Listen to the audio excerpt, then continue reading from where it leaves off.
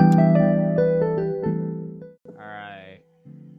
So let's start off with the first question. What is your name and what do you do in the music industry? My name is Ivan Maldonado, and I'm a marketing specialist at Fearless Records. And can you elaborate on your marketing specialist position? Yeah, so I do a lot of stuff. We wear a lot of different hats at Fearless. First and foremost, I work very closely with our president and our project managers, more so laterally with like our PMs helping drive a lot of our marketing campaigns that need extra focus or extra muscle. So, assisting the project management process of a lot of our campaigns for our focus bands. I also project manage our festival activations, or I used to do that, but obviously right now things kind of shifted. So recently, to pivot without having like physical activations at festivals, we did a live stream back in May called Fearless at Home, which I got to project manage. It was a big project. We're considering doing another one in the future, so I would be in charge of project managing that. But for any of our other live streams that we kind of help our bands with, I'm involved with that as well. If it's like the unpaid one, if it's ticketed, no. I also manage our intern program, so like hiring our interns, mentoring them, anything that has to do with like our interns, like I hire them, which is traditionally 2 to 3 a term. I also manage I spearhead all of our grassroots marketing efforts, and there's different elements to that. So part of it is our label street team. So, recruiting, directing all of our fans to help with grassroots efforts to help promote our bands. I also work with UMG to do something similar to that, where they have paid college reps that do like a lot of digital or physical visibility type efforts, and I basically give them kind of like assignments, and then UMG Universal will help us carry out those efforts.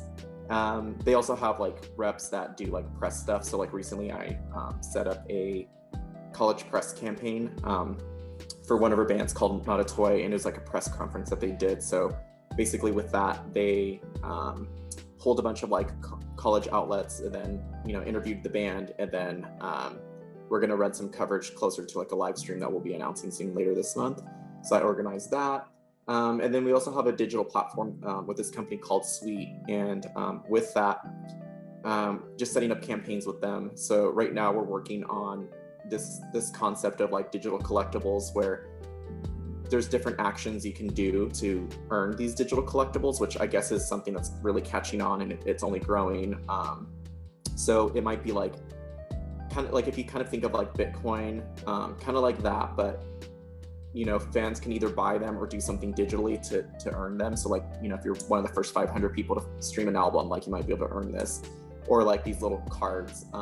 And then you take this into your wallet, and then if fans want to, they can like sell them and trade them with like other people. So pretty cool concept that we're working on with this company called Sweet. And I'm trying to think what else. And then there's like a bunch of like other, things here and there that I help do that kind of fall with, like label operations, like, managing, like helping manage the label with our president. So yeah, a lot of different things, very busy. Pretty interesting. How did you get to that position as being a marketing specialist? What was that ladder you had to keep stepping up on? Yeah. So I feel like I can probably give like a quick brief history of like kind of like how I got here.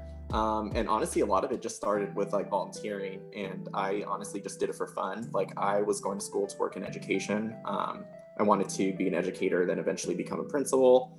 But while I was in college, I, did some like volunteering street team work for Fearless, and just did it for fun, honestly. Like had no interest in working in music. Met some people that worked at the label at the time, and the general manager that was there at the time was basically trying to recruit me, and she gave me her card, and she asked me, like if I would be interested in interning there. And I still have her card, and that was like 9 years ago, I think it was a really long time ago. And at the time I was just like, whatever, like I just put the card away, I didn't think anything of it. And then I ran into her like 3 or 4 other times, throughout my junior and senior year of college. just going to like a lot of like Fearless events, whether it's like an in-store type thing or shows at, a venue. And, she kept like kind of asking me, like following up, like, hey, like, when are you going to apply? Like, when are you going to start with us? Like, we really want you. So like that to me, I think is what kind of that's what sparked my interest. If it wasn't for that, of her being persistent, like, I don't think I ever would have tried it. So, at the time I was in school full time and also working full time. So it was just impossible for me to take an internship. I was lucky at the time that internships didn't require you to be in school. So I did it right after college when I was basically done with school and, just working, and did that for 6 months. And during that time, they basically gave me like more and more responsibility with all the street marketing stuff. And through that, my supervisor that I had got promoted and his job opened up. I applied for it and unfortunately didn't get the job at the time, but they had me kind of like stick around, basically bringing me on as a consultant. So I was getting paid to like help do a lot of the things I was doing before, but just on a bigger level. And then from there, kind of grew on the different responsibilities that I was kind of undertaking and still learning a lot. And then, did that for a few years. And from there got hired full time, when things kind of like lined up a little bit better. Yeah, that's kind of like where it was. And, when I did get hired full time, I started off as a coordinator. And then from there, I got promoted to a specialist, which is like the next step up within like our company structure. And the way that I got promoted up from there was we have like this review process. And then I got like a certain score that, is kind of like what you kind of need to be able to get promoted. So that's what happened there. Then actually just recently this year too, I also got like a really great score that I was able to advocate, asking for a promotion and kind of like what I want my job to be and helping like build that out, because I'm still, learning and growing, at the label. And I should know more towards like the end of this month or like early next month, like how exactly that's going to look, but it's pretty much like something that's been in discussion for like a while. So it's basically getting there. Then it will be official in early next year. So I'll have some exciting updates soon. Nice. So let's get to the nitty gritty. So COVID started and bands had to cancel all their shows, had to cancel their tours, festivals. How did that affect you guys? Like in your like your profession, your marketing, how did that affect? Yeah, so that week was crazy. It just accelerated. I very distinctly remember that whole timeline where, things were kind of like iffy, like in early March, and people, were starting to get a little nervous, but didn't think we would be like where we're at now, because I don't think any of us have ever, lived through anything like this or expected anything like this to happen. So yeah, that first week of March, like, there's rumors kind of circulating that tours, might like some dates might get canceled and they're not sure how like the routing is going to be. But then it basically within days kind of accelerated. We're like, okay, like, certain states started to shut down, and then, Live Nation basically pulls like all these, the touring, because it just wasn't realistic. And then, there's kind of, it just wasn't, realistic for any of these tours to kind of like happen with a lot of the restrictions that were kind of going on with like large scale gatherings.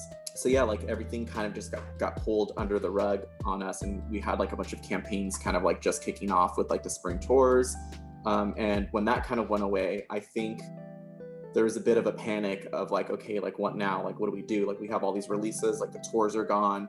We felt really bad for our bands because like their livelihood, it has to do with this touring. So, our president did a ton of research with ways that like bands can kind of help survive and things that they should be doing. So like one of them is, traditionally if you're kind of like work for hire and, you're doing 1099 work, you usually can't apply for like unemployment from what I understand. But this is just like such an interesting, an unfortunate time that there was some leeway for people to be able to get like unemployment benefits like through that. So, there's a bunch of different resources that, our president was kind of like, giving to like our managers to kind of pass on to all of our bands to kind of take advantage of that as kind of like a small business thing for any income that they would have lost so they can help like survive during this time. So, a lot of our bands, did that. They didn't know that this is a thing. So luckily he did that. And then in the meantime, basically like all of our releases that we had planned for spring and summer, like we kind of had to push back a little bit for different reasons. Some of them being, we kind of had to figure out like what marketing we would kind of like structure around what this new timeline would be, or some of these like albums weren't like done yet. Like they were still like in the either the recording or the mastering mixing stages, and then with things kind of like shutting down, it kind of messed up the timeline of things, or just even things that were in production, with like vinyl plants and stuff like that. So I think like once things kind of we're trying to like figure ourselves out, like one of the things that we wanted to do during that time was, okay, like we had all these festivals, at least for me, that I was like planning for to activate at. So I was supposed to go to Sonic Temple in Columbus. I was supposed to go to Slam Dunk in the UK. And those were both in May. And then I was also planning on doing a full activation on Sad Summer, which is a national tour. And I'm trying to think if there's anything else like in the summer. But yeah, like in March, like before these festivals officially canceled anything, like I just knew like deep down, like these things were going to go away. So basically I, canceled all my travel plans even before like the festivals told us anything officially. Then, just because like as things were starting to shut down, I kind of figured it was going to be like a really long drawn out thing. And I kind of wanted to, like a lot of us, including myself, just wanted to like kind of move on what the pivot is. We had to kind of think quick on what, where we go from there, with this kind of like strange, unusual thing that we've been presented with. And one of those was this concept of doing this like digital festival. And that's what we called it at first. We called it like the Fearless Digital Festival. And it was supposed to be like this global event thing that we did. And I was put in charge of project managing that, since I would do all of our physical activations at festivals. So basically it was up to me to project manage like this digital, event that we were doing, and we had never done anything like this. And the original concept was to just have like 8 to 10 bands and do this live stream that would benefit, any donations or any money that we raised that would go directly to the bands and their crew, like however they want to divvy up the money. Like we weren't gonna, control that anyway. We just wanted to help support our bands, like Fearless Family. And that's how it started out. But what I wanted to do was not limited to just 8 to 10 bands. And what I wanted to do is open it up to our full roster. And we have like over 30 bands. So what I did is I reached out to like all of our bands and managers and, pitched this idea to them, and, had to pull in some bands. And at first, a couple of them were a little bit reluctant to participate. And there's different reasons for wanting to participate. But all in all, like we're able to get everyone to participate to some degree. So we had like all of our bands, some of them were very last minute, some of them signed up right away, some of them, kind of wanted to figure out like what they were going to contribute to this.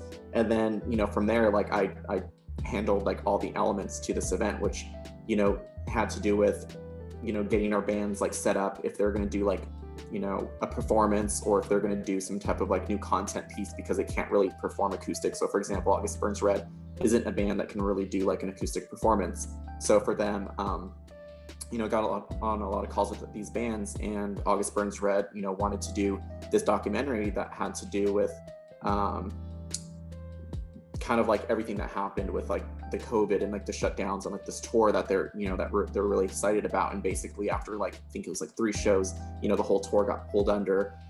So that's what that band did. And then we had other bands that did like content pieces where, it was kind of like them cooking at home, like things you can do at home, since we're all at home. So it was just a bunch of different concepts that, I was helping them work on, and then kind of like storyboarding it out, and then working with this production team to help like stitch everything together and then make it come to life in May. So I basically had like 4 or 5 weeks to pull this off. And originally we were shooting for like the first weekend of May, but I kind of needed more time, and I kind of had to, advocate for, pushing back 1 week so that we had enough time to kind of get everything done that we needed to. And I'm glad we did, because that helped a lot make sure that like certain bands didn't fall through, because a lot of them like really needed a lot more time to do their performance. and then for us to do like a lot of the editing work on a lot of this work that, you know, was submitted. So it was a ton of work. I kind of looked at it as being almost like a Punk Goes or a compilation of some sort, where there's just like a bunch of bands involved and they all each have like their piece to contribute.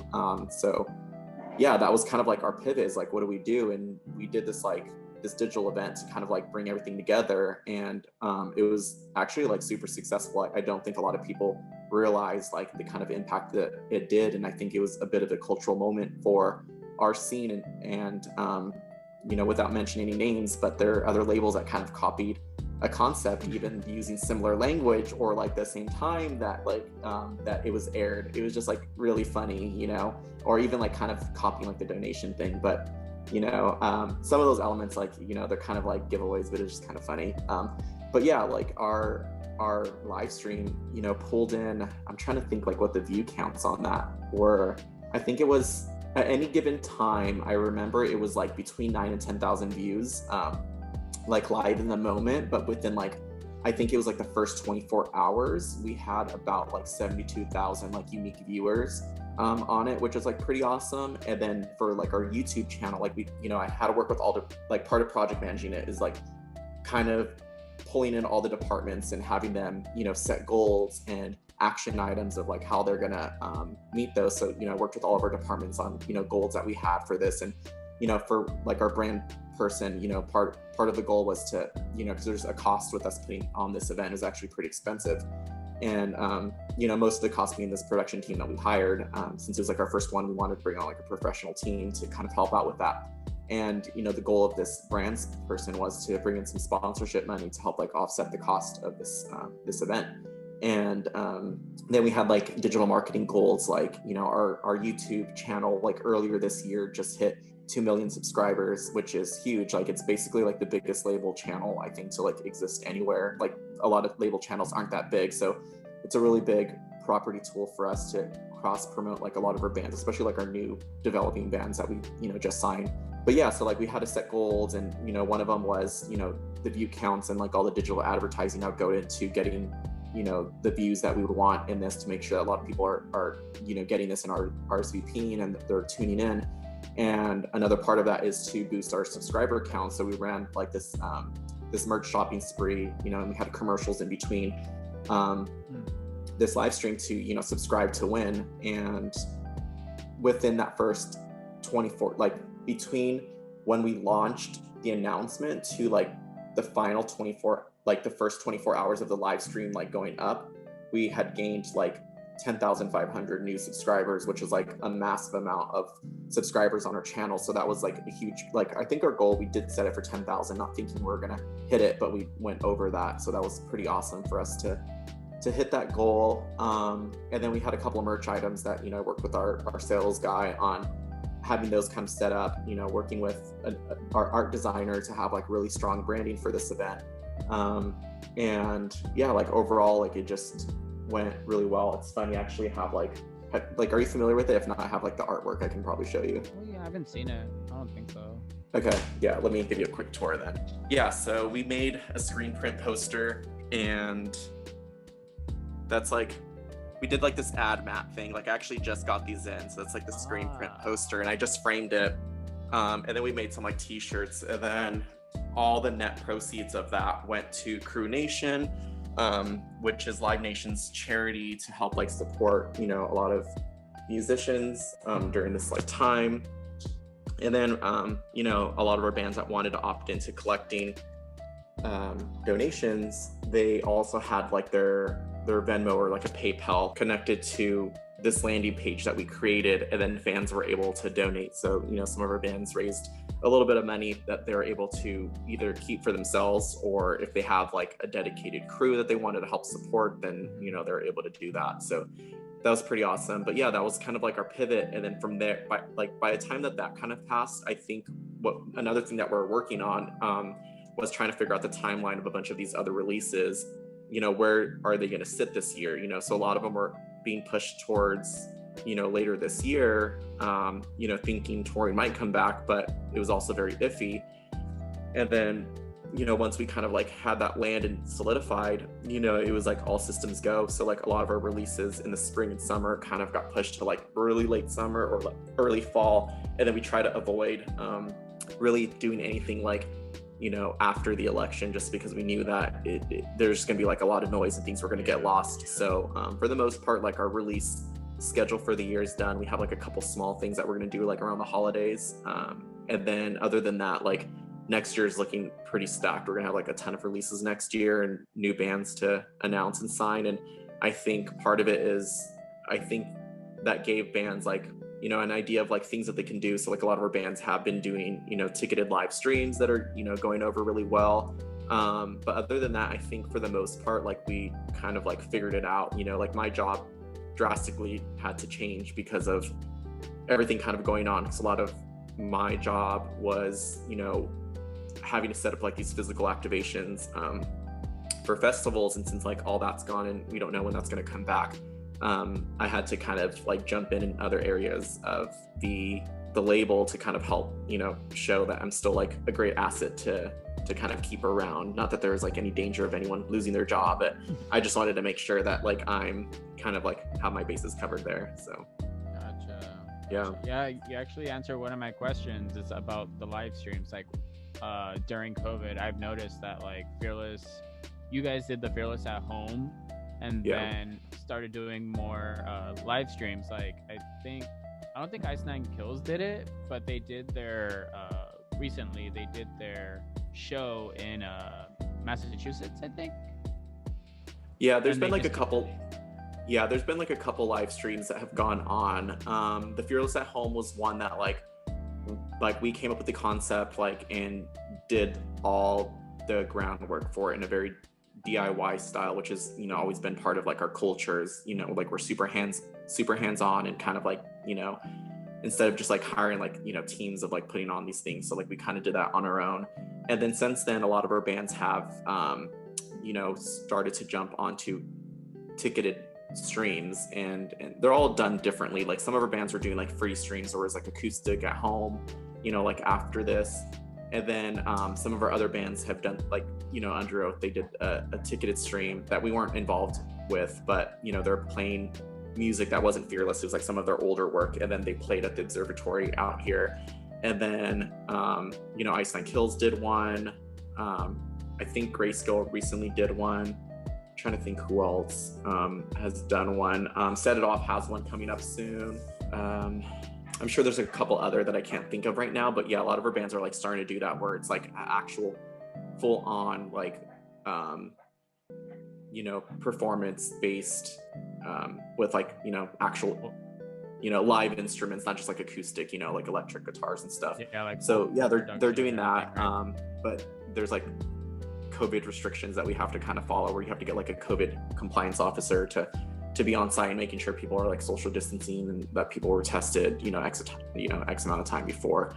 But like a lot of those, like we don't participate in because, when it comes to ticketing and, touring, our label doesn't, take any like cut of that in, any way. Like there are some labels that do that have like those 360 deals, which are usually like the major labels, but we don't do that. We kind of leave that business up to the band to, kind of manage and for them to monetize on. That's kind of like not our thing. So we haven't been super involved in a lot of these. Like we'll help like support market them, but we won't like get involved with that. That's usually like their management teams or like their booking agents that do that sort of thing.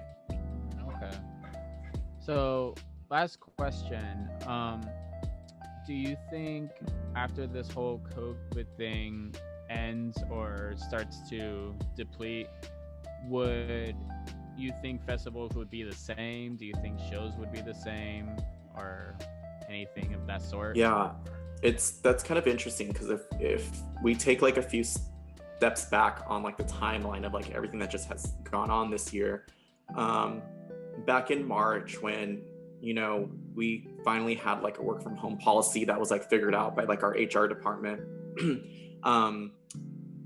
I kind of like looked at a lot of my coworkers when we were packing up. It was like Friday the 13th, back in March. And I told everyone, I was like, hey, like I'll probably see you guys in like 3 months. Like, at that point in time, like I just felt like if things were kind of accelerating that fast, and those kinds of measures were happening where like tours were getting canceled, and gatherings, first it was like nothing over 1,000, and then 500, and then like 250, then 50, and then like 10. Like it was quick, like within a week, I think it was. So I told all my coworkers, and at the time, like everyone was like 14 days to slow the spread. So like I think a lot of people thought it was just gonna be like a 2-week thing, and I'm like, that doesn't make sense to me. Like I'll probably see you guys in the summer, like in 3 months. That's my guess. And my guess was things might normalize in the summer a little bit, so that summer would be fine. But then like in the fall, when like flu season picks up, I thought like we're gonna go back to everything that kind of happened in March. But I was kind of a little right where it was drawn out, but I think underestimating that it would be drawn out a little bit, where things didn't fully normalize quite yet, at least with like live music.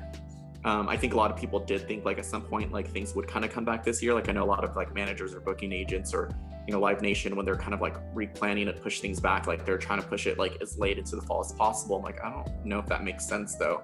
And then I think once summer kind of hit, like for me, I think a lot of people are still holding out hope that things would kind of come back, and I just kind of had a feeling like deep down that something, like nothing would happen this year. This year is just kind of like weird, and we just kind of have to kind of look at this as like a silver lining of kind of rewriting the rules, or kind of coming up with like new ways that we can kind of help like market our albums and kind of survive during this time. And yeah, like my guess is I think it's gonna take us probably like having like a vaccine and enough people wanting to take it, and I think masks might still be like a thing that like a lot of people still might use. Maybe it's like not mandated in certain areas. I think it just depends on like kind of like the risk. But I think like I do have hope that things will kind of like normalize a little bit. I think that me personally, I feel like some shows might be able to come back. I think it's really gonna vary from like state to state, so that will be kind of interesting of like how touring is like routed. If there are some states that are a little bit more strict with that sort of thing, or maybe they're just like smaller shows in general, when we do get shows back, like who knows, like maybe they're going to only be like 200 capacity type things, rather than like large scale events, or the festivals. Like I'm not sure, like I've seen like the drive-in stuff kind of like happen. There was one in Ventura like not too long ago. Those have been kind of interesting, and like Germany did that little social experiment thing where I think it was Germany or it was the UK, it was one of them. There's a couple different ones that I've heard of, but there was like one where it's like an outdoor festival, and they had like these little things kind of built up where people would sit on them, and they're kind of like distanced.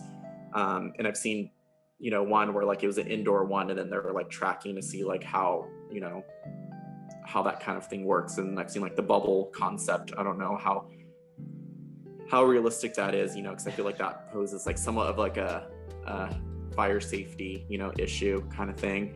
But yeah, I don't know like what to think, honestly. Like I think things will definitely like normalize at some point. It's just a matter of like when that might happen. It might be like the second half of next year, or it might be like 2022. But I think we'll have stuff like come back at some point. Like I don't think this will be like a forever thing. I think at some point people are going to get fatigued of this, and might start to protest some of this stuff. But once there's a vaccine, and then there's like somewhat of like herd immunity, I think things will start to like normalize and kind of come back to it. I think it's just going to be a slow thing. I don't think it'll be like flipping a light switch. It's going to take a second, but we'll be there though. We'll get there. Awesome. Thank you so much, Ivan. It's been a pleasure, and thank you for this interview and informing others about what you do in the music industry, and also how COVID has affected and what will happen in the future. Yeah, no problem. Take care. Take care.